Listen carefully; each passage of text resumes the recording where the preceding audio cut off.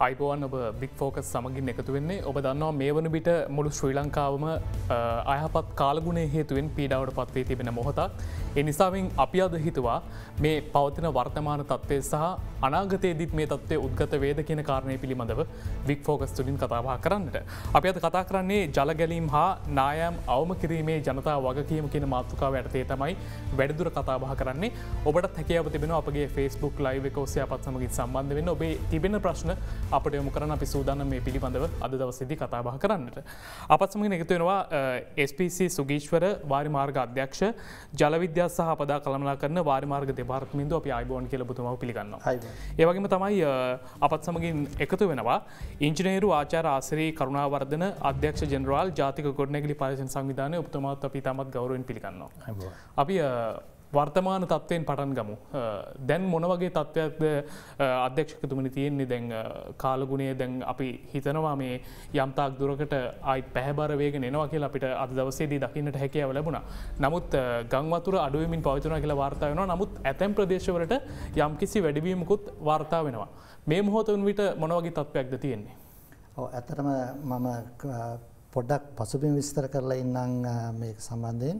දැන් අපි තුන්වෙනිදා දින රාත්‍රී කාලයේ අවර්ෂාව ආරම්භ වුණා.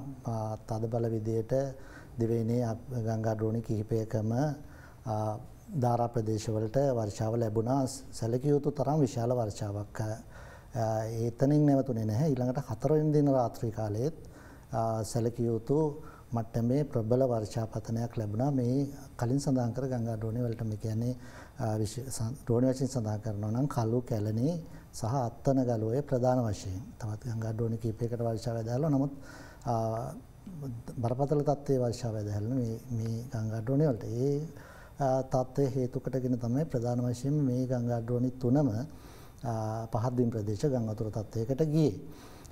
දැන් මේ වන විට ඊයේ රාත්‍රියේ වර්ෂාව සැලකිය යුතු ලෙස අඩු වුණා. අතරම ඊයේ රාත්‍රියේ මේ ගංගාඩෝනි කිසිවකට මේ සඳහන් කරපු ගංගාඩෝනි කිසිවකට සැලකිය යුතු මට්ටමේ වර්ෂාවක් ලැබුණේ නැහැ. හොඳ කාලගුණයක් පැවතුණා.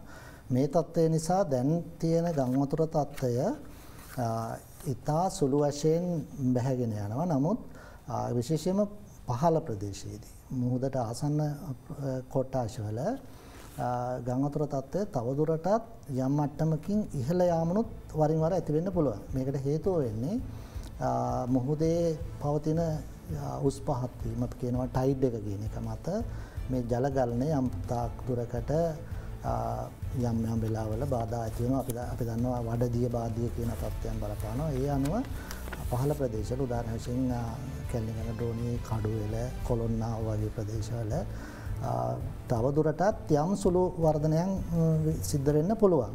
නමුත් සමස්තයක් වශයෙන් මේ ගං වතුර තත්ත්වය දැන් බැහැගෙන යන පැත්තට හැරලා තියෙනවා.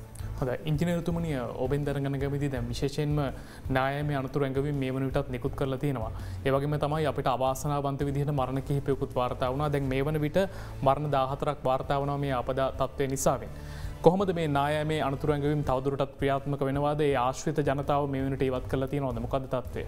ඔව් ඇත්තටම අපේ සුගීශ්වර මහතා කිව්ව පරිදි මේ වර්ෂාපතන තත්ත්වය තුන්වෙනිදා තමයි ඇති වුණේ. ඒතකොට තුන්වෙනිදා දවල් වෙනකොට අපි නායමේ පළවෙනි අනතුරු ඇඟවීමේ නිවේදනය නිකුත් කරා පවතින වර්ෂාපතනයත් එක්ක. ඒකම තුන්වෙනිදා රැය වෙනකොට වර්ෂාපතන තත්ත්වයේ වැඩිවීමක් ඇති වුණා. එතකොට අපි සමහර දිස්ත්‍රික්ක වලට අපි වර්ෂාපතනයේ වැඩිවීමත් සමගම රතු නිවේදන නිකුත් කරා. ඒකම අපට තේරුණා තුන්වෙනිදා අලුයම හතරවෙනිදා අලුයම වගේ වෙනකොට වර්ෂාපතනය තවත් වැඩි වුණා. ඒකට කළුතර හා රත්නපුර දිස්ත්‍රික්කවල යම් නායම් සිද්ධීන් වගේක් වාර්තා වුණා. ඒ විශාල ප්‍රමාණයේ නායම්. එතකොට ඒ වෙනකොටත් අපි ඇත්තටම ඒ අනතුරු ඇඟවීම් නිවේදන නිකුත් කරලා තිබ්බා. කළුතර හා රත්නපුර දිස්ත්‍රික්ක වලට අයින් වෙන්න කියලා. ඉතින් මෙතන වාසනාවකට වගේ ඒ කළුතර දිස්ත්‍රික්කයේ වෙච්ච නායම් දෙකක් ඒ කියන්නේ පාලින්ද නුවර ප්‍රදේශයේ මේ නායම් දෙකම අපි 2018 වර්ෂයේදී එතන අනතුරුයි කියලා එකට ඉවත් කරලා තිබ්බා. ඒ කට්ටියක් ඉවත් වෙලා වෙන තැනක පදිංචි වෙලා තිබ්බා. තව සමහර කට්ටියක් එතන ඉඳලා කොහමද එතන අයින් වෙලා තිබ්බා. මේ ස්ථාන දෙකම විශාල වශයෙන් නායක ස්ථාන දෙකේම ඉඳපු කට්ටිය කිසිම අනතුරක් වුණේ නැහැ. කියන්නේ කොණ්ඩලේ පරීක්ෂණ සංවිධානය විසින් මේ ප්‍රදේශ අධ්‍යවදානම් කලාප ලෙස හඳුනාගෙන මහජනතාව ඉවත් කරලා ඒ කට්ටියට නිවාස ලබා දීලා තිබුණ හින්දා මේ අනතුරු වැළකෙන්න පුළුවන් වුණා. මේක හැබැයි ඊළඟට 4 වෙනිදා වෙනකොට තව වර්ෂාපතනයක් ඇති වුණා. මෙතන 4 වෙනිදා වෙන වර්ෂාපතනය ඇත්තටම කෑගල්ල පැත්තට ව්‍යාප්ත වුණා. ඒ කෑගල්ල වර්ෂාපතනයේ වාර්තා වුණේ කෑගල්ලේ දෙවනගල කියන ප්‍රදේශයෙන්. එතකොට කෑගල්ලේ අරනායක හා වරකපොළ කියන ප්‍රදේශවලට දැඩි වර්ෂාපතනයක් 4 වෙනිදා ලැබුණා. ඒ ලැබීමත් එක්ක කෑගල් දිස්ත්‍රික්කයේ නායෑම් තත්ත්වයක් ඇති වුණා. කණ්ඩි කඩා වැටීම්. මේකෙන් පුද්ගල හානි ජීවිත හානි වගේක් වාර්තා වුණා. මෙතන අවාසන්ත තත්ත්වය තමයි මේ සියලු ස්ථාන මේ ජීවිත හානි වුණු ස්ථාන දෙකම ගොඩනැගිලි පරීක්ෂණ සංවිධානය විසින් පෙර අඳුනගෙන අයින් වෙන්න කියලා තුණු ස්ථාන. නමුත් මේ ස්ථානවල යම් ප්‍රශ්නකාරී තත්ත්ව හින්දා පුද්ගලයන් අයින් වෙලා තිබ්බේ නැහැ. ඒකත් එක තමයි මේ ජීවිත හානි වැළකුණේ. ඉතින් දැන් කෙසේ වුණත් වර්ෂාපතන පත්‍රය දැන් අඩු වෙලා තියෙනවා. නමුත් අපි දන්නවා දීර්ඝ වර්ෂාපතනයක් ලැබුණායි පස්සේ වියලි කාලගුණයක් තිබ්බත් දවස් 2-3ක් යනකම් ඒ තත්ත්වේ නායෑම් තත්ත්වේ පහ වෙන්නේ නැහැ. එතකොට අපි දැන්ටත් කළුතර රත්නපුර කෑගල්ල නුවරඑළිය කියන දිස්ත්‍රික් වලට රතු නිවේදන නිකුත් කරලා තියෙනවා. එම ජනතාවට අපි කියන තාමත් විමසිල්ලෙන් ඒ ප්‍රදේශ වලට එන්න එපා. යම් කිසි සිදුවීමක් තියෙනවා නම් ගොඩනැගිලි පරීක්ෂණ සංවිධානයේ නිලධාරීන් ඇවිල්ලා පරීක්ෂා කරලා මේ ස්ථාවරතාවය තහවුරු කරනකම් මෙතෙන්ට එන්න එපයි කියලා. සමස්තයක් වශයෙන් ගත්තොත් එහෙම දැන්ටමත් ගොඩනැගිලි පරීක්ෂණ සංවිධානයට මුළු දිවයිනෙම ඉල්ලීම් 375කට අධික ප්‍රමාණයක් ලැබිලා තියෙනවා. ගාල්ල දිස්ත්‍රික්කයෙන් ඉල්ලීම් නායාම පිළිබඳ පරීක්ෂා කරන ඉල්ලීම් 61ක්, ඊළඟ කළුතර දිස්ත්‍රික්කයෙන් 83ක්, මහනුවර දිස්ත්‍රික්කයෙන් 64ක්, කෑගල්ල දිස්ත්‍රික්කයෙන් 109ක්, නුවරඑළිය දිස්ත්‍රික්කයෙන් 4ක්, ඊගා රත්නපුර දිස්ත්‍රික්කයෙන් 35ක් විතර වගේ මේ ආකාරයෙන්ම කණ්ඩි කඩා වැටීම්, ගල් පෙරලීම් අවදානම් ස්ථාන පිළිබඳ ගොඩනැගිලි සංවිධානයට වාර්තා කරලා තියෙනවා. දැන් අපේ නිලධාරී මණ්ඩලයේ යහුසුලුව ඒ ස්ථාන පරීක්ෂා කරනවා. මෙතනදී කියන්න ඕනේ මෙම වර්ෂාපතනයත් එක්ක විශාල ප්‍රමාණයේ නායෑම් ඇති වුණේ සුළු ප්‍රමාණයක්. උදාහරණයක් වශයෙන් කළුතර දිස්ත්‍රික්කයේ ස්ථාන දෙකක්, රත්නපුර දිස්ත්‍රික්කයේ මාර්ග ආශ්‍රිත යම්කිසි නායෑම් තත්ත්වයක් ඇති වුණා.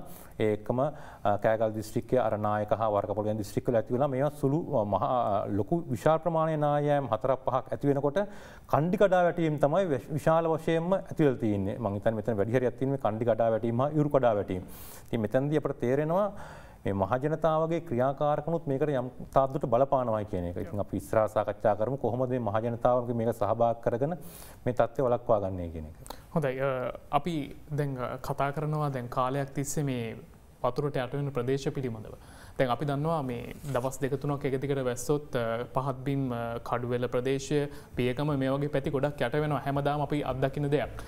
දැන් අවුරුදු ගානක් තිස්සේ මේ යට වෙන පැතිවලට මොකක් හරි ක්‍රියාමාර්ගයක් අරගෙන නැද්ද මේ එකතු වෙන වතුරට එක්ක ගඟට පොම්ප කරන්න එහෙම නැත්නම් වෙනත් ක්‍රියාමාර්ගයකින් මේ ජලය එකතු වෙන්න ඒක නවත්තන්න මොකක් හරි ක්‍රියාමාර්ගයක් අරගෙන නැද්ද මේ වෙන තෙක්? ඇත්තටම මේ සම්බන්ධයෙන් කතා කරනකොට අපි ඉංජිනේරු වෘත්තිය මේ විදිහට කියන්නේ ව්‍යුහාත්මක විසඳුම් ගැන ඔබතුමා අහන්නේ. එතකොට ඇත්ත මේ ගංවතුර තත්ත්වයන් සඳහා ව්‍යුහාත්මක විසඳුම් අවශ්‍යයි. ඒ වගේම ව්‍යුහාත්මක සමහර විසඳුම් ක්‍රියාත්මක වෙමින් පවතිනවා. මේ වෙනකොට සමහර විසඳුම් සැලසුම් කරන මට්ටමේ පවතිනවා. දැන් උදාහරණයක් වශයෙන් මේ සම්බන්ධයෙන් වාරිමාර්ග දෙපාර්තමේන්තුව පමණක් නෙවෙයි ඉඩම් ගොඩ කිරීමේ සංස්ථාව කියන එක SLLRDC කියන ආයතනයත් මේ කොළඹ ගංවතුර සම්බන්ධයෙන් ඔය කියන ව්‍යුහාත්මක විසඳුම් ක්‍රියාත්මක කිරීමේ වැඩපිළිවෙලක් කරගෙන යනවා. මේ සඳහා මේ වන විට මම කිව්ව SLLRDC ආයතනයෙන් අඹතලේ ප්‍රදේශයේ පොම්පාගාරයකුත් ඒ වගේම නාගලගම් වීදිය ආසන්නයේ පොම්පාගාරයකුත් ඉදි කරලා ඒ කටයුතු වල අවසාන මට්ටමේ පවතින. ඒවා තාම ක්‍රියාත්මක මට්ටමේ නැහැ. ඇත්තටම ඒගොල්ලෝ මේ ගංවතුරේදී මේක යම් ට්‍රයල් එකක් මේක අවසාන මට්ටමේ පවතින යම් ට්‍රයල් එකක් සිදු කරා. ඒකේ යම් සාර්ථකතාවයන් තියෙනවා. නමුත් ඉදිකිරීම් වලට අවශ්‍ය සම්පූර්ණ කිරීම් කරලා නැහැ. තවදුරට යම් ඇල මාර්ගය පළල් කිරීම මේ පොම්පාගාරයට ජලය එක්රැස්ලා තියෙන ජලය ගෙනීමේ මාර්ගය පුළුල් කිරීම වගේ කටයුතු තවමත් සිදු වෙමින් පවතිනවා. ඒවා ඉක්මනින් අවසන් වෙයි කියලා බලාපොරොත්තු වෙනවා. හැබැයි මේ අපි තේරුම් ගන්න ඕන කාරණය තමයි ලෝකේ පුරාමත් උදාහරණ පරීක්ෂා කරාම ගංවතුර වැළැක්වීම ගංවතුර වලට ව්‍යුහාත්මක විසඳුම් ක්‍රියාත්මක කිරීම කියන එක සරල කාරණයක් නෙමෙයි. ඉතා සංකීර්ණ එක විසඳුමකින් අවසන් කරන්න බැරි මල්ටිපල් සොලියන්ස් කියලා අපි කියන්නේ අවශ්‍ය වෙන තත්ත්වයක් තමයි මේ ගං වතුර තත්ත්වය කියන එක. ඒ නිසා දැන් ඔය මම කියන ගොඩනැගිලි SLRDC කියන ආයතනය ක්‍රියාත්මක කරන විසඳුම් අතරම මේ ප්‍රදේශවලට වැස්සහම එකතු වෙන අපි කියනවා ලෝකල් ඩ්‍රේනේජ් එහෙම නැත්නම් ප්‍රාදේශීය වතුර කොහොමද ගඟට අයින් කරන්න කියන එකට. නමුත් එතන විසඳුම් නැහැ. ගඟේ ඉහළ දැන් කැලණි ගඟ කිව්වම අපි දන්නවා පටන් ගන්නේ නුවරඑළිය. නුවරඑළිය ඉඳලා වර්ග කිලෝමීටර් 2400 ගණනක් මේකේ ධාරා ප්‍රදේශය. එතකොට නුවරඑළියේ කෙළවරට වහින වැස්ස අවසානයේ කොළඹින් තමයි මුහුදට බහින්නේ. එතකොට මේ වැඩියෙන්ම වර්ෂාව ලැබෙන්නේ අපිට තියෙන අත්දැකීම තමයි මේ ගංගා ද්‍රෝණියේ ඉහළ ප්‍රදේශවලට. එතකොට ඉහළ ප්‍රදේශවලට විශාල වර්ෂාවක් ඇදහැළුණාම පැය ගණනාවකින් සමහරට පැය 24ක් පැය 30කට පස්සේ තමයි මේ ජලය කොළඹ හරහා ගලාගෙන එන්නේ. එතකොට මේ අතිවිශාල වර්ෂාවක් ඇදහැළුණු අවස්ථාවක මේ ජලය ගඟ දිගේ ගලන් ඇවිල්ලා විශේෂයෙන් පහත් බිම් ප්‍රදේශවලදී අවිස්සාවේල්ල පහ වුණාට පස්සේ මේවා අපි කියනවා මේක ෆ්ලඩ් ප්ලේන් ගං වතුර නිම්නය. ගං වතුර නිම්නයේදී ගඟ උතුරා යන්න පටන් ගන්නවා විශාල වර්ෂාවක් ලැබිලා විශාල ධාරාවක් එනකොට. එතකොට මේ වෙන උතුරා යාම වළක්වන්න අවශ්‍යයි වෙනත් විසඳුම්. ඒ සඳහා වාරිමාර්ග දෙපාර්තමේන්තුව වාරිමාර්ග අමාත්‍යාංශය මැදිහත්ව සමහර අවස්ථාවලදී විදේශීය උපදේශන සමාගම් වල සහයත් අරගෙන විසඳුම් සකස් කරලා තියෙනවා. ඒවා සැලසුම් මට්ටමේ පවතිනවා. එතකොට මම හිතන්නේ මේ තත්ත්වයට එක්ක අපි තීරණ ගත යුතුයි. මේ සැලසුම් මට්ටමේ තියෙන විසඳුම් ක්‍රියාත්මක කළ යුතුයි. අපි මම වෘත්තිකයෙක් හැටියට විශ්වාස කරන්නේ මේ සැලසුම් ක්‍රියාත්මක කළ යුතුයි. මේවා අධික වියදමක්. ඒක පැහැදිලිවම මේ සැලසුම් සඳහා සරල බොහොම පුංචි වියදම් වලින් අපි වගේ රටකට දරා ගන්නත් අමාරුයි.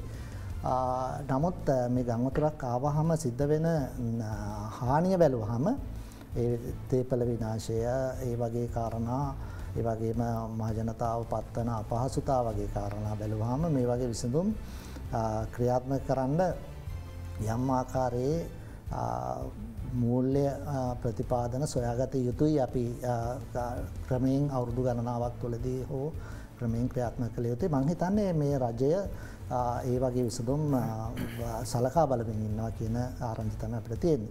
එතකොට තව පැත්තක් තියෙනවා මේක ඇත්තටම මේ මහජනතාවගේ ක්‍රියාකාරකමනොත් ආසිරි මහත්මයා සඳහන් කළා වගේ මහජනතාවේ ක්‍රියාකාරකමනොත් මේක මේ තත්ත්වය වර්ධනය වෙන්න බරපතල විදිහට බලපානවා. උදාහරණ වශයෙන් දැන් අවුරුදු 20කට ඉස්සෙල්ලා අපි ඔය කොළඹ ප්‍රදේශයේ කොළොන්නාව කඩුවෙල වගේ ප්‍රදේශවල මහජනතාව පදිංචිලා හිටියේ නැති වගුරු බිම් ක්‍රමයෙන් ගොඩ කරගෙන යනවා. එතකොට මේවා මේ වගේ ක්‍රියාදාම බරපතල විදිහට ක්‍රියාත්මක වෙද්දී රාජ්‍ය ආයතන වලට හරි අපහසුයි මේවා වළක්වන්න. ඒ පිළිබඳව නියාමනයක් සිද්ධ වෙන්නේ නැද්ද? දැන් පහත් බිම් ගොඩ වෙන එක අපි දන්න කාලේ දැන් තිබ්බ ප්‍රශ්නයක් වගුරු බිම් ගොඩ කරන එක. මේකට නියාමනයක් කරන්න විදිහක් නැද්ද? ඇත්තටම රාජ්‍ය ආයතන වලින් යම් මට්ටමක නියාමනයක් සිද්ධ වෙනවා. නමුත් මේ ක්‍රියාදාමය නියාමනය කරන්න මීට වඩා මැදිහත් වීමක් සිදු යුතුයි කියන කාරණය මමත් විශ්වාස කරනවා. අපි රාජ්‍ය ආයතන හැටියට අපෙන් නමුත් මේ මහජනතාවත් වගකීම තමගේ වගකීම තේරුම් ගත යුතුයි. ගං වතුර නිම්නයේ ගං වතුර රැස් වෙන්න ඒවට ඒ තියෙන ඉඩ ප්‍රදේශ පදිංචිය සඳහා තෝරා ගැනීමම මම හිතන්නේ දියුණු සමාජයකට සුදුසු කාරණයක් නෙවෙයි. ඒක තනිකර රාජ්‍යයකට හෝ රාජ්‍ය ආයතනයකට වැළැක්විය හැකි කාරණයක් නෙවෙයි. මම විශ්වාස කරනවා රාජ්‍ය බෙදයක් තියෙන අවශ්‍යයි, රාජ්‍ය ආයතන මැදිහත් වීම අවශ්‍යයි. ඒ වගේම මහජනතාව තේරුම් ගැනීම අවශ්‍යයි. මොකද අපි සාක්ෂරතාවයේ ඉහළ රටක්. අපේ මහජනතාව මේ කාරණා සම්බන්ධයෙන් නොදැන ඉන්නව නෙවෙයි. මහජනතාව දැනුවත්. එතකොට ඒ ගං වතුර නිම්නය ගං වතුර සඳහා තිබිය යුතුයි. එතකොට ඒ ඉඩහසර තමන්ගේ පදිංචිය සඳහා තෝරා ගැනීමේදී මහජනතාව මීට වඩා වගකීමකින් මම හිතන්නේ අපිට මේ පවතින තත්ත්වයවත් ඉදිරියට පවත්වා ගත යුතුයි කියන කාරණය විශ්වාස කරනවා. ඊට අමතර වශයෙන් අර වගේ ව්‍යවහාත්මක විසඳුම් ආයතන වශයෙන් අපි වගයුතු ආයතන වශයෙන් අපෙන් සහ මේ රාජ්‍ය මට්ටමින් ක්‍රියාත්මක විය යුතුයි. ඉංජිනතුම දැන් අපි යම්කිසි ප්‍රදේශලයකම් කාරයාලයකට ගිහිල් ඇහුවොත් එහෙම මේ ප්‍රදේශයේ නායෑමේ අනතුරු තිබෙන ස්ථාන මොනවද කියලා අපිට විනාඩි 5කින් ඒ තොරතුරු ගන්න පුළුවන්. මේ ස්ථානයේ නායනවා මේ ස්ථානයේ ප්‍රශ්නයක් තියෙනවා කියලා. එතකොට ඒක කාලයක් තිස්සේ තියෙන ප්‍රශ්නයක්නේ. දැන් මේකට විසඳුමක් ලබා දෙන්න බැරි වෙලා තියෙන්නේ මොකක් හරි අරමුදල් වල ගැටලුවක් තිබෙනවද? මොකද දැන් කාලයක් තිස්සේ අද නායෑමේ අවදානම නිකුත් කරන ස්ථානයේම තමයි අපි තවත් මාස 6කට පස්සේ එතනම ආයි අවදානම් ස්ථානයක් කියලා නම් කරනවා. එතකොට දැන් මේ අවදානම් ස්ථානයේ අවදානමක් නැති තත්වයකට පත් කරන්න හැකියාවක් නැති වෙලා තින්නේ ඇයි?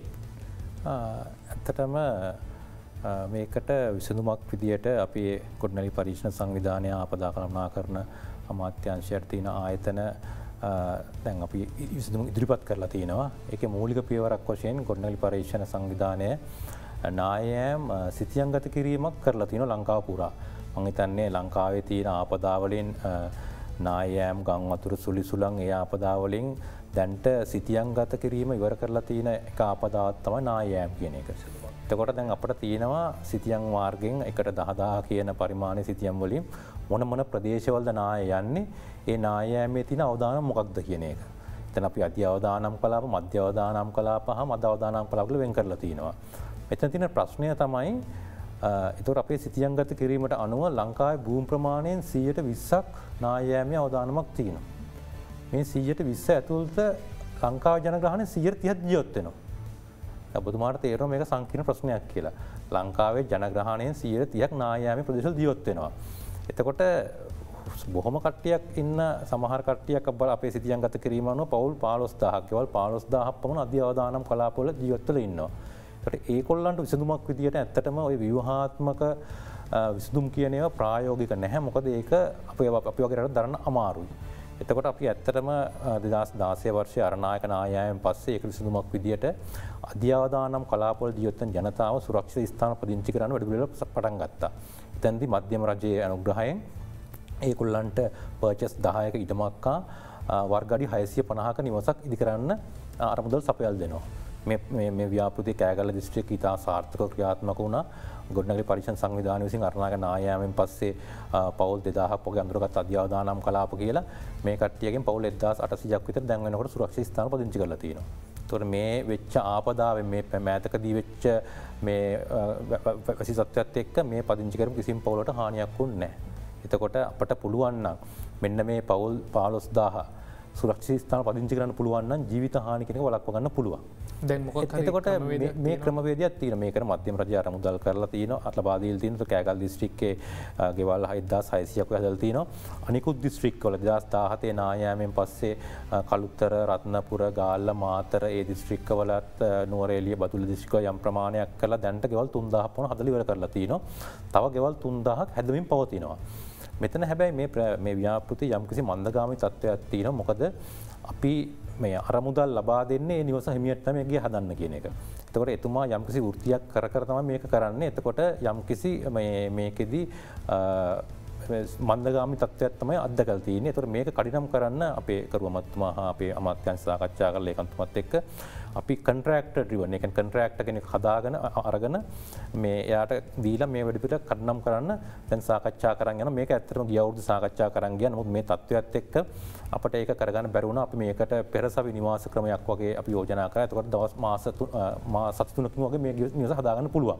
ඉතින් ඒ වගේ උත්සාහ අපි කරනවා.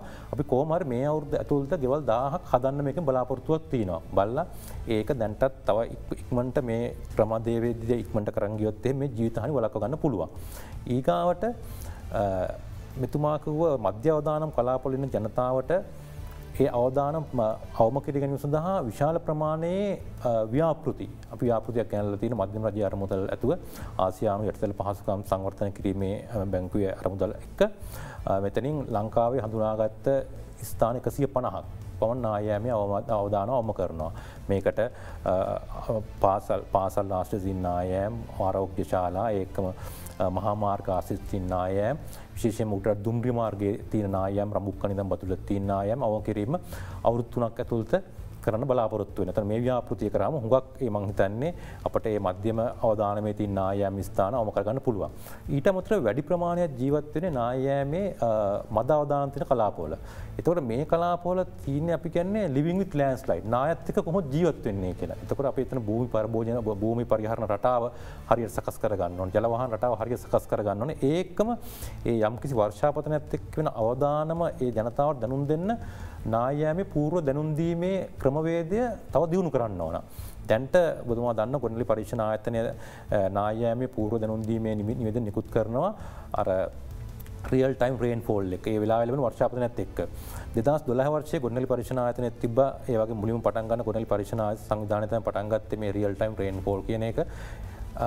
වර්ෂාපතන මාන 12යි තිබ්බේ. අද වෙනකොට අපි වර්ෂාපතන මාන 351ක් සවි කරලා තිනවා. ඒකේ මුළු නායෑම ප්‍රදේශයේ හුඟක් දුරට මේ ආවරණය වෙන්න පුළුවන්. ඉතින් මේ ක්‍රමවේදය තව දියුණු කරන්න ඕන. දැන් අපි ඉරිගේෂන් මේ වාරි මාර්ග දෙපාර්තමේන්තුව කාර්බන් දෙපාර්තමේන්තුව එක්කහුව වෙලා සියලුම මේ ස්වයංක්‍රීය වර්ෂාපතන මාන එකම ප්ලැට්ෆෝම් එකකට එකම මේ පසුබිමකට ගෙනල්ලා ඔක්කොම ඩේටා ෂෙයා කරනවා. ඉතින් මේ තත්ත්වය ක්‍රමයෙන් දියුණු කරන් යනවා. මේක අපි දකින දෙයක් තමයි මේ කාලගුණ විද්‍යාව පුරෝකතන කියන එක තවත් ඉස්සරහට අපිට දියුණු කර ගන්න ඕන. මොකද දැන් අපි දැන් නායෑමේ අවදානමක් හෝ වාරි මාර්ග දෙපාර්තමේන්තුව අවදානමක් මේ නිකුත් කරන්නේ ඒ වෙලාවේ වුණ වර්ෂාපතනයත් එක්ක. එතකොට එතකොට අපි හිතමු ඒකට උදාහරණ තියෙනවා. දැන් 2017 මැයි මාසයේ මිලිමීටර් 600ක වර්ෂාපතනය රෑ 9 ඉඳන් උදේ 5 වෙනකම් පහුවෙන උදේ 5 වෙනකම් ලැබුණා. එතකොට කාලගුණ මේ වාරි මාර්ග දෙපාර්තමේන්තුව ගොඩනැගිලි පරීක්ෂණ ආයතන අපදා කළවන මධ්‍යස්ථානයේට මේ ඉවත් කිරීමේදී යම්කිසි ගැටලුකාරී තත්ත්වයක් මතුවෙනවා. හැබැයි මේ වර්ෂාපතනය අපට පැය 3-4 කලින් දැනගන්න පුළුවන් නම් මම හිතන්නේ ඒක තමයි ඊළඟට ගන්න ඕන විසඳුම. ඒකට මම හිතන්නේ කාර්බන විද්‍යා දෙපාර්තමේන්තුව දැන් නවීනකරණය කරනවා. ඒකම ගොඩනැගිලි පරීක්ෂණ සංවිධානයත් විශේෂයෙන්ම කඳුකර ප්‍රදේශවල මේ වර්ෂාපතනය කලින් දැන ගැනීම සඳහා මිනි ඩොප්ලර් රේඩාර් කියන ඒ සංකල්පය අපි මට සාකච්ඡා කරගෙන යනවා. ඒත් ඒ වගේ දෙයක් කරාම අපිට ඇත්තටම පැය 3-4කට කලින් මේ වර්ෂාපතනය දැනගන්න පුළුවන්. ඒකම living with landslide කියන මධ්‍ය අවදානමේ ඉන්න ප්‍රදේශවල වෙන ජනතාවට මේ විපත්තිය වළක්ව ගන්න පුළුවන්. ඉතින් මම හිතනවා දැන්ට සැලසුමක් තියෙනවා අරමුදල් වලත් එහෙම ප්‍රශ්නයක් නැහැ. එකම දේ මේ කාලයත් එක්ක තියෙන ප්‍රශ්නයක්. අනිත් එක තමයි අපේ දැන් භූමිය ඒ කියන්නේ අක්‍රමවත් ඉදිකිරීම හින්දා වෙන නායම් වළක්වා ගැනීමට 2011 වර්ෂයේ ඉඳන් ගොඩනැගිලි පරීක්ෂණ සංවිධානයේ චක්‍රලේඛන නිකුත් කරලා තිනවා. ඉදිකරන සියලුම ඉදිකිරීම සඳහා නායෑම ප්‍රදේශවල ගොඩනැගිලි පරීක්ෂණ සංවිධානය අනුමැතිය ලබා ගන්න ඕනේ. දැන් අපි මේ පිළිබඳව වැඩිදුර කතා බහ කරමු. අපිට කලින් සූදානම් කෙටි විරාමයකට ප්‍රධාන පාලක මැදිරියට යමු. ඔබ නැවතත් බිග් ෆෝකස් සමගින් අපි අද කතා කරමින් සිටින්නේ ජල ගැලීම් හා නායම් අවම කිරීමේ ජනතා වගකීම පිළිබඳව. විශේෂයෙන්ම දැන් මේ වන විට බොහෝ ප්‍රදේශවලට මහා ගංගොතුර මට්ටමක් වාර්තා වන්නේ නැහැ. තවමත් සුළු ගංගොතුර මට්ටමක් තමයි වාර්තා වන්නේ. ඒ නිසාවෙන් මේ මහා ගංගොතුරකට පෙර ඔබ කළ යුතු දෙයක් මොකක්ද? ඔබ මෙයින් බේරෙන්නේ කොහොමද සහ මේ බලධාරීන්ගේ වගකීම කුමක්ද කියන කාරණේ පිළිබඳව තමයි අපි කතා බහ කරන්නේ. අපි විරාමයට පෙර කතා බහ කරා මේ අපිට තාක්ෂණය තිබ්බනම් මීට වඩා අපිට මේ ආපදාවන් වලින් බේරෙන්න ක්‍රම තියෙනවා කියලා. මොකද්ද අපි යන්න ඕන තාක්ෂණය? දැන් මේ වන විට තියෙන තාක්ෂණය මදිද? අපි කොතනටද යන්න ඕනේ? ඇත්තටම ගංවතුර සම්බන්ධයෙන් ගංවතුර කළමනාකරණය කියන විෂය තමයි මధుසංග මහත්මයා ඔබතුමා අහන්නේ. ඒ කියන්නේ ගංවතුර කළමනාකරණය කියන විෂය කතා කරද්දී මේක දෙවිදියකට මේක ජාත්‍යන්තර මට්ටමේ විශේෂඥයන් මේක දෙවිදියකින් කළමනාකරණය කළ යුතුයි කියන එක තමයි වෘත්තිකයන්ගේ පිළිගැනීම. එක පළවෙනි ක්‍රමවේදය අපි කරන්නේ ව්‍යුහාත්මක නොවන විසඳුම් කියන එක. ඒ කියන්නේ ගංවතුර අපි වළක්වන්න අවශ්‍ය ව්‍යුහ හදන්නේ ගංවතුර බැමි එහෙම නැත්නම් ජලාශය කොම්පාගාර වගේ දේවල් හදනව නෙවෙයි. මේ ගංවතුර එක්ක ජීවත් වෙන්නේ කොහොමද කියන එක ඒකෙන් අපිට වෙන හානිය අඩු කරගන්නේ කොහොමද කියන එක සම්බන්ධයෙන් ගන්න පියවර තමයි ව්‍යුහාත්මක නොවන විසඳුම් කියලා අපි කියන්නේ. ඒවා non structural solutions කියලා කියනවා. ඒකට මේ ආකාර දෙකම ගංවතුර පාලනයක් සඳහා අවශ්‍යයි කියන එක තමයි විශේෂඥයන්ගේ පිළිගැනීම. වාරි මාර්ග දෙපාර්තමේන්තුව හැටියට අපේ පිළිගැනීමත් ඒක. එතකොට ව්‍යුහාත්මක නොවන විසඳුම් කියලා කියන්නේ අපි ගංවතුර එන බව කලින් එකක් විවිධ දේවල් තියෙන එක ඇතුළෙත් නමුත් කලින් අනතුරු ඇඟවීම.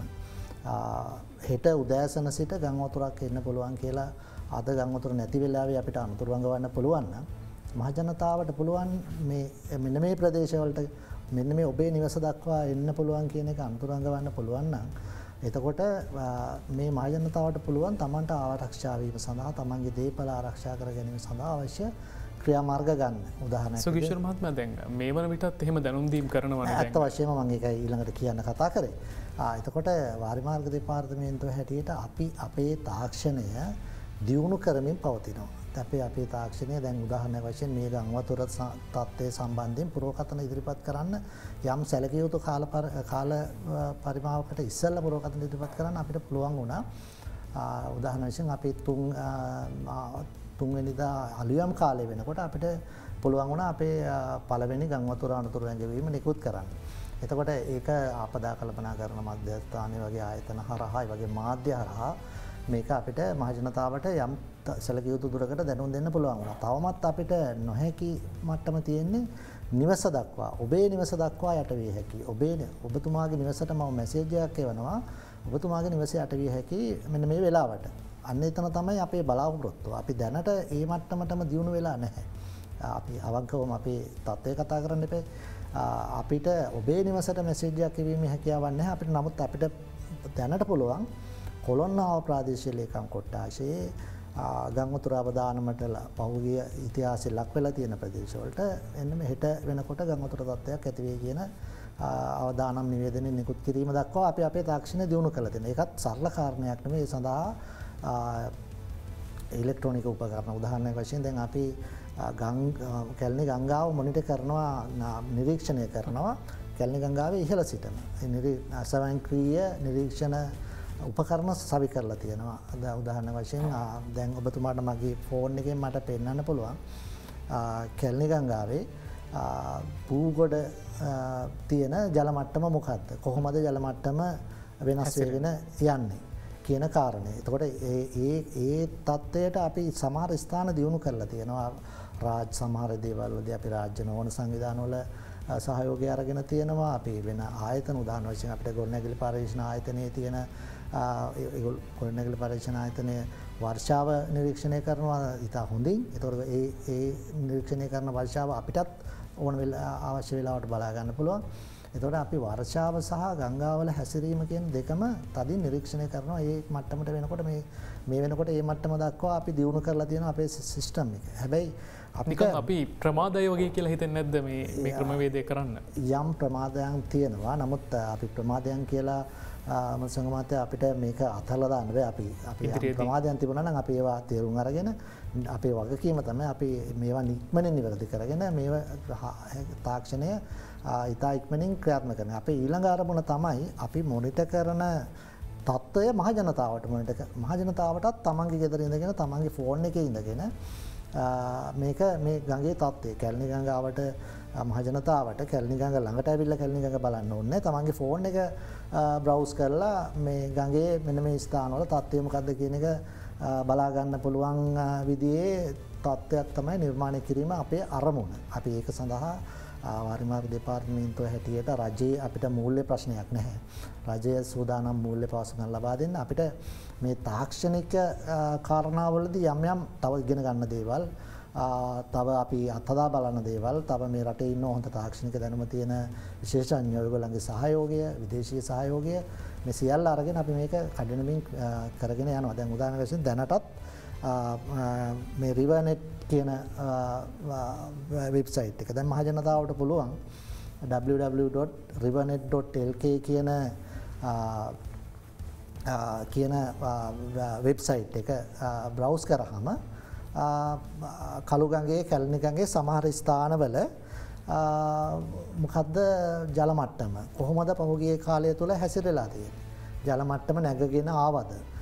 ඒ නැත්නම් දැන් බැසගෙන යනවද? මේ කියන කාරණා මේ www.rivernet.lk කියන වෙබ්සයිට් එක හරහා බලා ගන්න පුළුවන්. හැබැයි මේක ලංකාවේ ගංවතුර අවදානමට ලක්වන සියලු ගංගා මේකට තවම අපි කවර් කරගෙන නැහැ.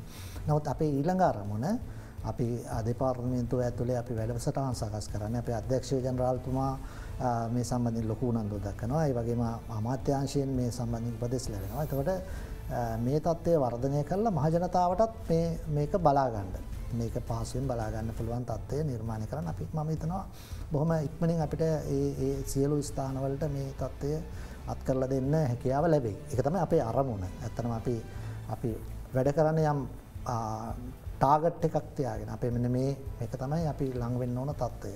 මේක තමයි මහජනතාවට මේ ගංවතුර එන බව කලින් දැනගැනීමේ හැකියාව වර්ධනය කරන්න. මේ තත්ත්වය සඳහා අපි ක්‍රියාමාර්ග ගනිමින් ඉන්නවා. ඒ සම්බන්ධයෙන් අපේ පූර්ණ අවධානය යොමු වෙලා පූර්ණ ක්‍රියාමාර්ග ගනිමින් ඉන්නවා. ඒ සම්බන්ධයෙන් මට මහජනතාවට ඔබතුමාලට මාධ්‍යවල සාතිකයක් දෙන්න පුළුවන්. අනිත් කාරණේ මට දීර්ඝ ප්‍රශ්නයක් ඔබතුමා ඇහුවා. ඇත්තට මගේ විස්තර කිරීම ගොඩක් දීර්ඝ වෙනවා. ඒතකොට මේ ඊළඟ කාරණය තමයි මේ ව්‍යුහාත්මක නොවන දේවල් වලදී මේ ප්‍රධානයි ඊළඟට මහජනතාව පුරුදු කරන්න, පුහුණු කරන්න මොකද්ද ගංවතුරක් කියන විදිය දැනගත්තාම කරන්න ඕනේ. ඒතර ඒක සඳහා අපදා කළමනාකරණ මධ්‍යස්ථානයේ මේ පුහුණු සැසිස් තියලා යම් යම් වැඩපිළිවෙළවල් කරගෙන යනවා. එතකොට මේ අපි රාජ්‍ය ආයතන රාජ්‍ය ව්‍යුහය වාරි මාර්ග දෙපාර්තමේන්තුවද ගොඩනැගිලි පරීක්ෂණ ආයතනයද අපදා කළමනාකරණ මධ්‍යස්ථානයේදී කියලා වෙන් වෙන්නේ නැතුව එක ව්‍යුහයක් හැටියට ක්‍රියාත්මක වීම දැක්න ඇත්තම ආරම්භ වෙලා තියෙනවා. ඒක ඉතා හොඳ තත්ත්වයක්. එතකොට මේ අපදා කළමනාකරණ මධ්‍යස්ථානයේ වගේ ආයතන කරන මේ පුහුණු සැසි කොහොමද මහජනතාව මුහුණ දෙන්නේ? කොහොමද තමන්ගේ ජීවිතය ආරක්ෂා කරගන්න ගන්න ඕන ක්‍රියාමාර්ග? තමන්ගේ දේපල ආරක්ෂා කරගන්න ගන්න ඕන ක්‍රියාමාර්ග. ඒතකොට මේවා සියල්ල මේ ව්‍යුහාත්මක නොවන විසඳුම්. හැබැයි ඊළඟ කාරණය තමයි අර ව්‍යුහාත්මක විසඳුම් අපි කලින් කතා කළ ව්‍යුහාත්මක විසඳුනොත් බොහෝ ගංගාවලට දැන් කළු ගඟ සහ කැලණි ගඟ දෙකටම ව්‍යුහාත්මක විසඳුම් මූලික විසඳුම් සකස් කරලා අවසන් වාරි මාර්ග දෙපාර්තමේන්තුව විසින් සහ වාරි මාර්ග අමාත්‍යාංශයේ සහයෝගය ඇතුව. ඒතකොට මේවා තියෙන ගැටලුව තමයි මේවා අධික වියදම්. නමුත් මේ අධික වියදම් අපි දරන්න පුළුවන් මට්ටමට අපේ රටේ ආර්ථිකය ගොඩනගාගත්තට පස්සේ හරි මේවා ක්‍රියාත්මක කළ යුතුයි. එහෙම නැත්නම් අපි විදේශීය සහයෝගය, මූල්‍ය සහයෝගය අරගෙන හෝ ක්‍රියාත්මක කළ යුතුයි. එතකොට මේ දෙක එකතු වුණාම අපිට මහ ජනතාවට දැඩි සැලකිය යුතු ආරක්ෂණයක් ගංවතුර වගේ කාරණාවලට එරෙහිව ලබා දෙන්න පුළුවන්. එතකොට ඔබතුමා ඇහුවේ තාක්ෂණය සම්බන්ධයෙන් මේ ව්‍යුහාත්මක නොවන විසඳුම් සැලසුම් කිරීමටත් ව්‍යුහාත්මක විසඳුම් සැලසුම් කිරීමටත් දෙකටම තාක්ෂණය අවශ්‍යයි. ඒ සඳහා අවශ්‍ය දැන් ව්‍යුහාත්මක විසඳුම් සැලසුම් කරන්නත් අපි පරිගණක මොඩල් කියලා අපි කියනවා ගංවතුර මොඩල. එහෙම නැත්නම් ෆ්ලඩ් මොඩල්ස් කියලා පාවිච්චි කරනවා ලෝකේ කම්පියුටර් දියුණු සුපිරි කම්පියුටර් වගේ පාවිච්චි කරලා. නමුත් අපි ඒ තත්ත්වය අපේ ආයතන තුලත් දැන් තියෙනවා. අපි ඒ මොඩල් පාවිච්චි කරලා තමයි මේ විසඳුම් වල කොහොමද මේවා ක්‍රියාත්මක වෙනවා සාර්ථක වෙන්නේ කොහොමද කියන එක අත්හදා බලන්න. කොහොමද දැන් අනාගතයේ වෙද්දී අපිට මේක තාක්ෂණයෙන් අපි ඉදිරියට යයි කියන කාරණේ තමයි ඔබතුමා කියන්නේ. ඇත්ත වශයෙන්ම. දීර්ඝ පිළිතුරක් මම හිතන්නේ අපිට ඒක ප්‍රශ්නයයි මේ විරාමයේ අතරතුර අහන්නට හැකියාව ලැබුණේ. අපිට සිද්ධ වෙනවා තවත් කෙටි විරාමයකට ප්‍රධාන පාලක මැදිරියට යොමු වන්නට අපි ඉක්මනින්ම නැවත සම්බන්ධ වෙලා ඉක්මනින්ම ප්‍රශ්න අහන්නට සූදානම්ින් ඉන්නවා. ඔබ නැවතත් බිග් ෆෝකස් සමගින් අපිට බොහොම කෙටි වෙලාවක් තියෙන අපේ නිසා ඉක්මනින්ම ප්‍රශ්න වෙත යොමු වෙන්න සූදානම්. අපි ඉංජිනේරු ආචාර්ය ආසිරි කරුණාවර්ධන මහතාගෙන් තමයි මේ ප්‍රශ්න යොමු කරන්නේ. දැන් ඔබතුමා සඳහන් කළා දැන් මේ ආපදාව තියෙන ස්ථානවල ජනතාව වෙනස් ස්ථානවල පදිංචි කිරීම සිද්ධ වෙනවා කියලා. නමුත් මේක තාමත් මන්දගාමීව සිද්ධ වෙන්නේ. මේක වේගවත් කරන්න බැරි වෙලා තියෙන්නේ ඇයි? ඒ හින්දා නෙමෙයිද මේ ජනතාව තවත් අවධානමට ලක් වෙලා ඉන්නේ? ඔව් එතනදී මූලික වශයෙන්ම මේ ක්‍රියාදාමයට හරස්ලා තියෙන ඉඩම් හොයා ගැනීමේ ගැටලුව. අපේ ලේකම්තුමා ඇත්තටම දිසාපතිතුමාලත් එක්ක දිස්ත්‍රික් ලේකම්තුමාත් එක්ක සාකච්ඡා කරා. ඒතකොට මේකට අවශ්‍ය ඉඩම් හොයා ගැනීම වගකීම දිස්ත්‍රික් ලේකම්තුමාලාට දැන් පවර්ලා තිනවා. අපි හිතනවා මේ ඉඩම් හොයා ගැනීමත් සමග දැන්ට අක්කර අපි බලලා තියෙනවා සාමාන්‍යයෙන් එක අක්කරයක පවුල් 12ක් වගේ තමයි පදිංචි කරන්න පුළුවන්. සාමාන්‍යයෙන් පවුල් කීයක් විතර තියෙනවද? පවුල් දැන් අපිට පවුල් 10000 පදිංචි කරන්න තියෙනවා. එතකොට එක අක්කරයක පවුල් 10ක් විතර තමයි පදිංචි කරන්න පුළුවන් වෙන්නේ. එහෙම බැලුවාම යම්කිසි ඉඩම් ප්‍රමාණයක් මේකට අවශ්‍යයි. ඉතින් මේකට විසඳුමක් විදියට අපි ඇත්තටම දැන් හිතාගෙන ඉන්නේ නාගරික ප්‍රදේශ වලට වගේ වෙනකොට තට්ටු නිවාස සංකල්පයකට වගේ යන්න. ගිහිල්ලා එතකොට අවශ්‍ය ඉඩම් ප්‍රමාණය අවම කරගන්න පුළුවන්. ඒකම දැන්ට සාකච්ඡා මට්ටමින් තියෙන වතු සමාගම් සමග සාකච්ඡා කරලා යම්කිසි අවශ්‍ය ඉඩම් ප්‍රමාණයක් නිදහස් කර ගැනීමට එතකොට ජනතා වතු සංගঠন මණ්ඩලය අපි LRC ඉඩම් කියලා තියෙන ඒවත් සාකච්ඡා කරන් යනවා. ඉතින් මම හිතන්නේ ඉඩම් ලැබීමත් එක්ක මේ ක්‍රියාදාමය මීට වඩා අපට සක්‍රියව ඉක්මනට කරගන්න පුළුවන් වේවි කියන එක තමයි අපි දැන්ට හිතන් ඉන්නේ. ඒකට අපි අවශ්‍ය දැන්ට සාකච්ඡා අවශ්‍ය අමාත්‍යාංශත් එක්ක මේ අපේ ගරු ලේකම්තුමා හා ඇමතුමාගේ ප්‍රධානත්වයෙන් දැන් සාකච්ඡා කරමින් පවතිනවා. හොඳයි.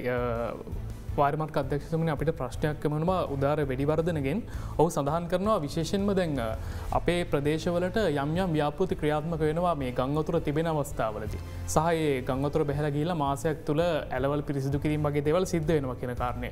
ඒ වගේම තමයි නොයෙක් රජයන් වලින් විවිධ ව්‍යාපෘති ආරම්භ කරනවා නිමාවට පත් වෙන්නේ කියන එක. මේ හේතුව නිසා නෙමේ දැන් මේ ගංගතුර තවමත් දැඩි ප්‍රශ්නයක් බවට පත් වෙලා තියෙන්නේ. ඇත්තටම මම ඔබතුමාට කලින් සඳහන් කළා වගේ ගංවතුර කියන ප්‍රශ්නේ දැන් අපි උදාහරණ වශයෙන් දියුණු රටක් ගත්තොත් ජපානයේ ලෝකයේ අපි දන්නවා අතිශයින් දියුණු රටක්. නමුත් ඔබතුමාලගේම නිවුස් අපි බැලුවොත් ජපානයේ ගංවතුරට ලක් වෙලා මහ විශාල හානි සිද්ධ වෙච්ච අවස්ථා ඕන තරම් වාර්තා වෙනවා. මේ කාලය තුලත්. එතකොට ඒ කියන්නේ මේකෙන් තේරෙන්නේ මේ ගංවතුර කියන ප්‍රශ්නේ තියෙන සංකීර්ණ ස්වභාවය කළමනා කරන්න තියෙන ඒකේ ස්වභාවයෙන්ම කළමනාකරණය කරන්න තියෙන දැඩි අපහසුතාවය. ඒ කියන්නේ ඒකෙන් තමයි මම කිව්වේ අර මේකට අපි කියන්නේ මල්ටිපල් සොලියුෂන්ස්. මම කියන්නේ මොකද්ද ඒකට සිංහලෙන් කියන විසඳුම් කීපයක ගණනාවක එකතුවක් තමයි අවශ්‍ය වෙන්නේ. එතකොට ඒකේ තියෙන සංකීර්ණ ස්වභාවය හින්දා තමයි මේක සරලව විසඳන්න පුළුවන් නම් රජයන් මේක විසඳලා ඉවරයි මෙලහට. නමුත් මේකේ තියෙන සංකීර්ණ ස්වභාවය නිසා අපි මැදිහත් වීම සෑම රජයක් විසීම කරලා තියෙනවා. අර ඔබතුමාගේ වගේ දැන් මේ රජය නාගල්ගම් වීදියේ සහ අඹතලේ පොම්පාගාර අවසන් කරගෙන යනවා. එතකොට ඒක තව මාස කිහිපයකින් මේ පොම්පාගාර සම්පූර්ණයෙන්ම ක්‍රියාත්මක වෙලා මේ ජලය ප්‍රාදේශීය වේගතු වෙන ජලය ඒ අත් ප්‍රදේශයට අදාළ ජලය ගඟට පොම්ප කිරීමේ හැකියාව ලැබෙනවා. ඉතින් මම කිව්වලට වාරිමාර්ග දෙපාර්තමේන්තුව සැලසුම් කරලා තියෙනවා මේ ගඟ දෙපැත්තේ ගංවතුර බැමි ඉදි කරන්න. ඒක විශාල වේදමක් යන ව්‍යාපෘතියක්. එතකොට ඒක ක්‍රියාත්මක කරගන්න අපිට පුළුවන් වුණොත් සැලකිය යුතු මට්ටමකින් මේ ප්‍රශ්නට තව විසඳුමක් හොයාගන්න පුළුවන්. හැබැයි ඒකෙනුත් මේක අවසන් වෙන්නේ නැහැ. කවුරු හරි බලාපොරොත්තු වෙනවා නම් මේක විසඳුමක් ක්‍රියාත්මක කරලා ප්‍රශ්නේ සදාකාලිකව අවසන් කියලා ගංවතුර කියන්නේ එහෙම කාරණයක් නෙවෙයි. ඒක මට හිතෙනවා මේ වෙලාව අපිට මදි. නමුත් අපි මේකේ තියෙන බැරෑරුම්කම මහ ජනතාවත් තේරුම් ගත යුතුයි. වෘතකයනුත් තේරුම් ගත යුතුයි කියන කාරණය තමයි. ඒ වගේම පරිපාලකයනුත් තේරුම් ගත යුතුයි කියන එක තමයි මට මේක සම්බන්ධයෙන් කියන්න තියෙන කෙටි පිළිතුර. ආසිරි මහත්මයා දැන් කාලගුණයේ තරමක් දුරට යහපත් වෙමින් පවතින තත්ත්වයක් තමයි තියෙන්නේ. නමුත් නායමේ අනතුරු ඇඟවීම තවත් දින කිහිපයකට මේ වළංගු වෙනවා. දැන් සමහරක් ප්‍රදේශවල දැන් අවතන් කඳවුරවල ඉන්න ජනතාව දැන් හරි පායලා තියෙන්නේ කියලා ගෙදරට එන්න පුළුවන්. ඒගොල්ලන්ට මොකද්ද දෙන්න තියෙන පණිවිඩය තවමත් අවදානම් ප්‍රදේශවල ඉන්න ජනතාවට? ඇත්තටම ඉතාමත් හොඳ කාලිත ප්‍රශ්නයක්. අපි දන්නවා මේ ප්‍රදේශවලට මිලිමීටර 300ක වගේ වර්ෂාපතන සමහර ප්‍රදේශ ලැබෙලා තියෙනවා. ඒතකොට අපි දන්නවා මිලිමීටර 150ක වර්ෂාපතනයක් ලැබුණායි පස්සේ ඕනම ප්‍රදේශයක් නා යන්න පුළුවන්. ඒ වර්ෂාපතන ලැබීමත් එක්ක අද පෑවුවයි කියලා ඒ පොළොවේ තියෙන ජලයේ තියෙන අපි කියන ප්‍රෙෂර් එක ඒකෙන් තියෙන බලය අඩු වෙන්නේ නැහැ. එතකොට මේකට යම්කිසි කාලයක් යනවා. මේක ක්‍රමානුකූලව තමයි මේක අඩු වෙන්නේ. මොකද අපි දන්නවා මේ කඳු හා නිම්න අස්ථාර වෙන්නේ ඇති වෙන ජල පීඩනයත් එක්ක. එතකොට මේ ජල පීඩනය වැස්ස පෑවුවයි කියලා පහුවෙන්දර අඩු වෙන්නේ නැහැ. මේකට අපි ගණන් අපේ කරු පරීක්ෂණ අනුව සාමාන්‍යයෙන් දවස් 3ක් විතර වගේ යනවා. එතකොට ක්‍රමක්‍රමයෙන් තමයි මේක අඩු වෙන්නේ. එතකොට මේ අඩුවීමත් සමගම සමහර වෙලාවට මේ පීඩන රිලීස් කරගන්න පැලීම් වගේ ඇති වෙන්නත් පුළුවන්. එතකොට ඒ වගේ ස්ථාන පරීක්ෂා කර බලලා ගොඩනැගිලි පරීක්ෂණ ආයතනයෙන් ඒ දැනුම් දීම අනුව එතනට යන්න කියන තමයි කියන්න තියෙන්නේ. ඒකම තව විශේෂ දෙයක් සඳහන් කරන්න ඕන මේක ගංවතුරට සම්බන්ධයි. දැන් අපි දන්නවා බොහොමයක් ප්‍රදේශ ගංවතුර වලට යටවෙල් තියෙනවා. ඒතකොට මේ ප්‍රදේශවල පැතිරිම තියෙනවා. රිටේනින් වෝල් තියෙනවා. ඊගාට මේ තාප්ප තියෙනවා. මේ තාප්ප ගෙවල් සියලු දේ අස්ථාරවීමේ හැකියාව වැඩි ගංවතුරත් එක්ක. එතකොට මේ ප්‍රදේශවල විශේෂයෙන්ම වහලුට්ට ගංවතුර ආවහම පහුවෙන්ද තන ගංවතුර බැස්සකට පදිංචි වෙන්න හොඳ නැහැ. ඒතර එතන ගිහින් ඒක බලලා එතන අනිවාර්යයෙන්ම මේ පැලියම් තියෙනවද ඉරිතැල්ල තියෙනවද මොනවා හරි මේ අත්තිවාරමේ සංකුල්තා තියෙනක බලලා එහෙම තියෙනවා නම් එතන නොගිහින් එතන විවාහාත්මක ඉංජිනේරුවෙක් හරි කොගොනලි පරීක්ෂණ හරි වගේ දැනුම් දීලා තමයි මේ වගේ තැන් වලට යන්න පුළුවන්. නැත්නම් අපි දන්නවා ගංවතුර බැස යාමත් සමග තාප් කඩා වැටීම් බිත්ති කඩා වැටීම් හින්දා අනතුරු වෙලා මේ ජීවිත හානි වෙන්න පුළුවන්. බොහොම විමසිල්ලෙන් මේ කටයුත්ත කරන්න කියලා තමයි මහජනතාවෙන් ඉල්ලන්නේ ගංවතුර හා නායෑම අවදානයෙන් පස්සේ. විශේෂයෙන්ම සඳහන් කරන්නේ දැන අපි අවදානමක් ගන්න ඕනේ නැහැ කියන කාරණේ තමයි ඔවුන් මතක් කරන්නේ. අවසාන වශයෙන් ඉතාමත් කෙටියෙන් දැනගන්න කැමතියි දැන් ගංවතුර තත්ත්වය පහව යන ආකාරයක් තමයි දකින්නට හැකියාව ලැබෙන්නේ. ඔබතුමා විශේෂයෙන්ම අද අපේ මාතෘකාව වුණෙත් මේ නායම් හා ගංවතුර අවම කිරීමේ ජනතාව වගකීම කියන කාරණේ තමයි අපේ මාතෘකාව වුණෙත්. ජනතාව විදිහට මේ අවස්ථාවේදී ක්‍රියාත්මක වෙන්න ඕන කොහොමද ඉතාමත් කෙටියෙන් දැනගන්න කැමතියි. ඇත්තටම පළවෙනියම සඳහන් කරන්න කැමති මේ ගංවතුර අවදානම් තත්ත්වය දැන් අපි මාධ්‍ය මගින් දැක්කා ප්‍රවෘත්ති අවස්ථාවලදී දැක්කා මහජනතාව ගංවතුරකදී හැසිරෙන ස්වභාවය ඒ තරම්ම පිළිගන්න බැහැ සමහර පුච්චලගේ සියලු දෙනා නෙවෙයි. ගංවතුර අවම ගංවතුර බලන්න යනවා සමහර වෙලාවට පොඩි ළමයි වඩාගෙන යනවා ගංවතුරේ බැහැගෙන යනවා ඉස්සරහට. ඉතින් අපි දැක්කා මේ වගේ වුණාම සමහර වෙලාවට වාහන රියදුරන් නොසලකිල්ලෙන් අධික වේගෙන් ධාවනය කරනවා මේ වතුරේ සමහරලාට ඉදිරියේදී මාර්ගය යට වෙලා තියෙනවා. නමුත් මාර්ගයේ තත්ත්වය දන්නේ නැතුව වාහනය ඉදිරියට අරගෙන යනවා. නමුත් මේක මේ කාරණාවලින් වැළකින්න කියන කාරණය තමයි මට පළවෙනිම වශයෙන් ඉල්ලන්න තියෙන්නේ. අනවශ්‍ය විදියට ගංවතුරත් එක්ක සෙල්ලම් කරන්න යන්න එපා. ඒකේ තියෙන භයානක බව තේරුම් ගන්න. ඒකෙන් ඒ සඳහා ආරක්ෂා වීම සඳහා කටයුතු කරන්න කියන ඉල්ලීම පළමුවෙන්ම කරන්න කැමතියි. ඒ වගේම දීර්ඝ විස්තර කරන්නත් පුළුවන් ප්‍රශ්නයක්. කාල වේලාව තමයි ගැටලුව තියෙන්නේ. ඉතින් ඒ වගේම අර ගංවතුර පැතිරෙන්න තියෙන ප්‍රදේශවල නිවාස හදන්න තමන් නිවාසයක් හදන්න තෝරගන්නකොට මේ ප්‍රදේශය මොන තත්ත්වයකට පත් වෙන්න පුළුවන්ද කියන ගැන සොයා බැලීමක් කරන්න. දැන් අපි දන්නවා සමහර කැලණිගඟ රෝණී ගංවතුර ලක්වන ප්‍රදේශවල නිවාස හදාගෙන පදිංචි වෙලා ඉන්න මහජනතාව මේ ඉඩම මිලදී අරගෙන තියෙන මේ ගංවතුර ලක්වන ප්‍රදේශයක කියන නොදැන. ඒ කියන්නේ ඒ සොයා බැලීම කරලා නැහැ. තමන් පදිංචි වෙන ප්‍රදේශය මොන තත්ත්වයන්ට මොන කාලුණ තත්ත්වයන්ට මොන නායම් අවදාන කලාපයකද ගංවතුර අවදාන කලාපයේ මේ තත්ත්වයන් සම්බන්ධයෙන් සොයා බලන්න කියන ඉල්ලීමක් කරන්න කැමතියි.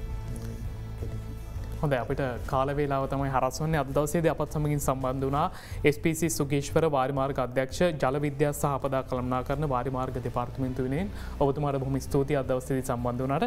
ඒ වගේම තමයි ඉංජිනේරු ආචාර්ය ආසිරි කරුණාවර්ධන අධ්‍යක්ෂ ජෙනරාල් ජාතික ගොඩනැගිලි පරීක්ෂණ සංවිධානය ඔබතුමාට බොහොම ස්තුතියි අද දවසේදී අපත් සමගින් සම්බන්ධ වුණාට. ඉතින් අපි අදට බිග් ෆෝකස් තුලින් සමුගෙන යනවා. ඊළඟට ඔබට එක්විය හැකි මධ්‍යහන පුවත් විකාශය සමගින්.